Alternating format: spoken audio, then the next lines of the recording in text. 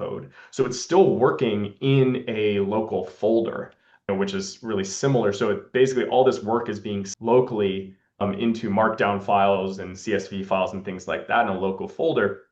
But it's meant to have long running programs, like so running through 6, 7, 8, 10 steps. What we've built here is we've actually built, Kyle showed you earlier, we've actually built a skill that will be part of the open source skill library that we put out there to everyone. And I've built a SOP in a Word doc and then iterated and iterated with Claude Cowork to turn it into a skill in here. And so, this gives an overview of what that skill does. It has reference files, including an email template, which I'll show you here in a minute, and different configurations, what items to ignore, what items to look at. Safety stock is the reason we started with this one is it's something that we feel really passionate about, but that not enough people take advantage of. Safety stock prevents back orders, or at least highly mitigates them, right? So you can set units and keep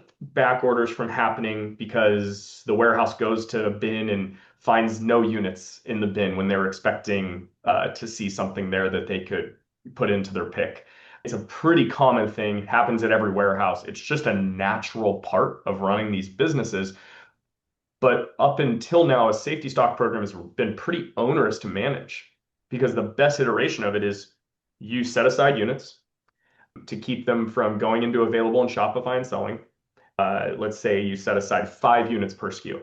The problem is if you don't proactively manage that, well, you get down to 0, and those units now stay in this long tail, like this crazy long tail of SKUs that just have onesie twosie units sitting there that you're not turning back into cash. They're just sitting there in inventory.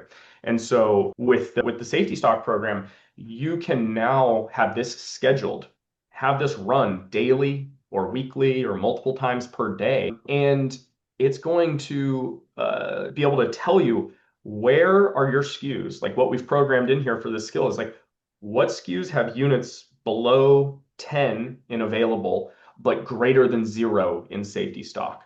So it's essentially what I'm kicking off is this process in the background to go ahead and run that. I'm gonna go show a couple other examples here while it runs, but you can see it creating all the steps.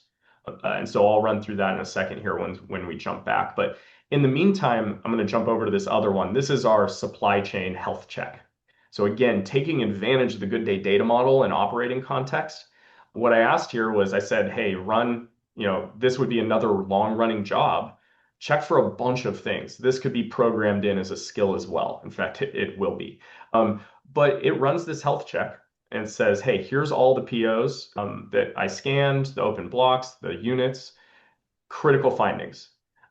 We have every single block across 19 of those POs has no ETA date set.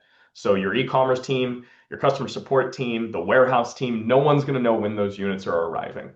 And so you have like 0 visibility into here. It's getting really, I promise I didn't tee it up for this. It's naturally kind of interpreting that, hey, that is a bad thing based upon the context that we've built in here. And so it gives you by vendor all of your different POs, how long it's been open, the receipt status, partially received versus none. And it tells you kind of at the end here, hey, you need to set ETAs on each of these blocks. You need to prioritize the oldest unreceived POs that are overdue and you haven't booked a receipt on yet to get that inventory in the system. And then you have some missing shipments that you need to link. In particular, look at PO number 18, 4,000 units. And you need to get an ETA and a shipment link to that ASAP. I'm going to go back over here to that safety stock program that hopefully is done running. Let's see here. I'm going to jump down to the bottom. So let's see what popped out. Oh, there you go.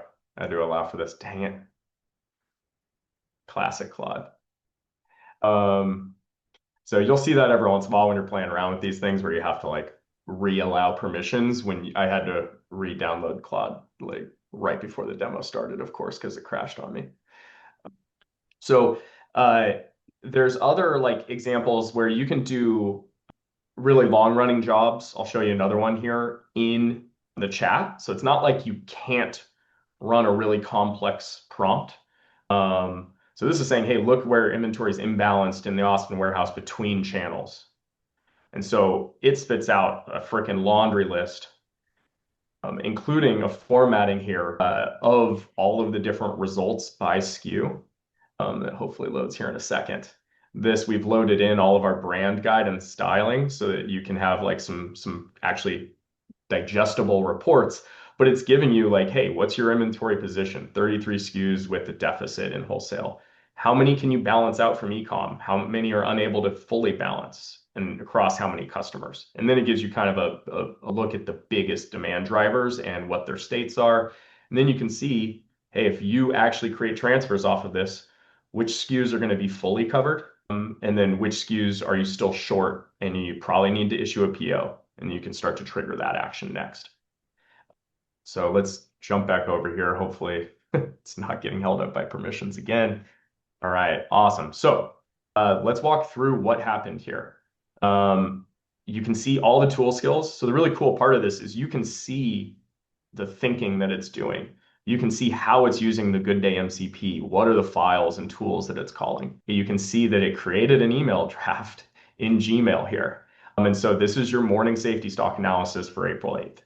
You can schedule this to go out, run at 8 a.m. every morning. And so you have some high risk SKUs where it's saying, hey, you have 0 available, you have a bunch of reserves, and you have no effective days of supply. So we're putting that in the high risk category because this is what I wrote up in the SOP that we loaded in here. Second group here is, hey, there's some still available, so lower risk, but we're still below that availability threshold. So we need to go count those and try and release more from reserved. It highlights a couple things. There's other stuff in the SOP, other context in the SOP where you can ignore certain SKUs or channels. And then what it did was it said, hey, it drafted. Evan from our team is my nominated warehouse 3PL relationship manager. And so it created the Gmail draft, which I'll pull up here from the other screen. Yep. So it created this Gmail draft to Evan, and I, just asked it to format in HTML these tables. Did pretty well. It says, hey, it's going to send this off to Evan by 2 p.m. Send me back your counts. So I'll go ahead and send that off. And what else did it do here? It also went ahead and preparatorily created that transfer with all of the analysis from up here filled in. So it's preparatorily drafting up the transfer, assuming that you're going to transfer these units over from reserve to available. You can create floors so that, you net 3 units off of all these, for example, to retain safety stock if you want. Any of that is possible in here. We've had multiple iterations of this skill that we've been playing with.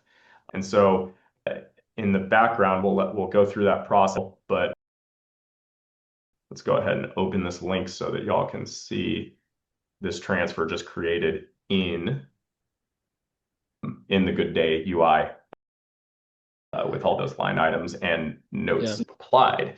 So the draft transfer is in there. It's going from reserve state to on-hand state, and you're kind of off to the races waiting for your warehouse to get back to you with count results. The interoperability of MCP in Claude is wild. Like, use GoodDay's data to ask this insane brain really hard questions, get immediate answers, make awesome decisions based off of said answers, immediately action those in GoodDay, and or send and fully draft an email out to a third party. Then I don't want to mess up your punchline, Dave, but just like figure out what to do with that email when it comes back. Like that, just like if you tried to encapsulate that in one monolithic piece of software, it would take you forever to try to do that well. So I really do think this is like a moment where the power is being put in the brand's hands, and that end-to-end skill for me, like really, man, you could just imagine running 10 or 20 of those things every single day.